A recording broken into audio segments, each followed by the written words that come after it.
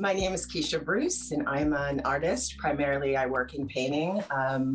My work sits somewhere on the border of painting, sculpture, and fiber art. I like to mix those three together, and I do that in various ways. I come from a family of storytellers, and when I'm working, I'm letting myself be guided by stories or ideas or recollections or memories or dreams that come to me as I'm working. My way of working is completely intuitive. And then from there, the stories kind of unfold. I let the painting happen and let it go where it leads. And I feel like I'm being led. And so I'm just following and allowing the work to flow through me. I have my stories, but one of the things I love about showing the work is that the paintings, the pieces of the paintings, the different symbols or the colors, the way I combine them, it brings out other people's stories as well. And the beautiful thing is the way that when you look at a painting, that it can bring out your own stories, and you can start to have your own memories based on someone else's completely, a work that really is not necessarily about your life at all. But I think that's kind of the beauty of art in general, is the way that it can help people forge connections and understanding. And so for me, that's one of the joys of being able to show my work and have my work be out in the public.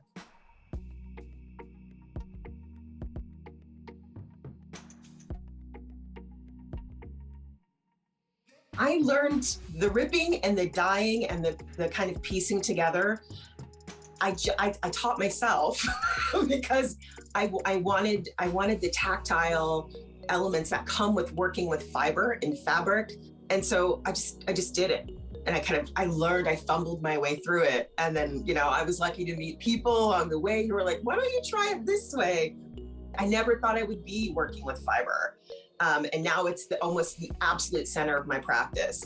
And my work is very much influenced by quilt making, in fact. Now, my personal temperament is not one that I can cut and patch and sew in that way, but I do piece together pieces in a very similar fashion. I've always loved the quilt makers of Gee's Bend, and fabric making and quilt making, again, another rich craft embedded in the African diaspora, specifically in African American craft making. I'm definitely drawn to that work. I'm not sure how I was exposed to it, but when I saw that work, it just made sense to me.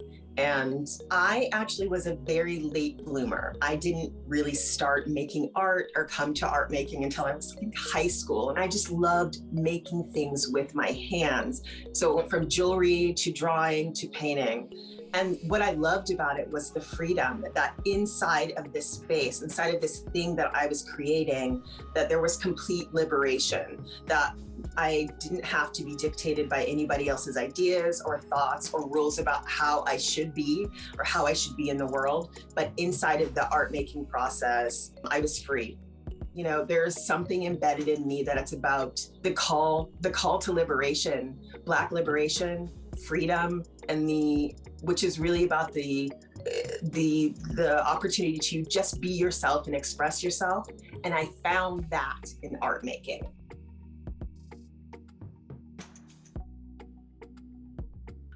The thing that I think I wish people understood about the work is that the life of the person behind the work, the physical labor, the emotional labor that has been invested into the work by the person, the artist.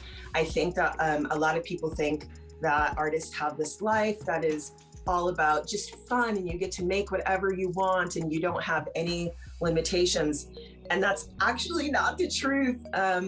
Trying to make, what I essentially do is I'm trying to make work that is about a spiritual imperative, but then I also have real life bills. So you're constantly on this kind of like this tug of war, teeter-totter thing where it's like, I just want to make the work. I just want to make the work. And I don't want to think about the commercial side of it or the money, because this is really about me expressing my interior, but then also the balance that it takes to then say, you know what, I have to be able to sustain this practice, or I'm not going to be able to continue to make work. So I just wish that people would keep that in mind when they're looking at work in a gallery or a museum. And when they think about supporting the arts, it's not just about the production of the work, it's really about supporting the culture makers, the people that are really out in the world creating these things that help us reflect upon our own lives.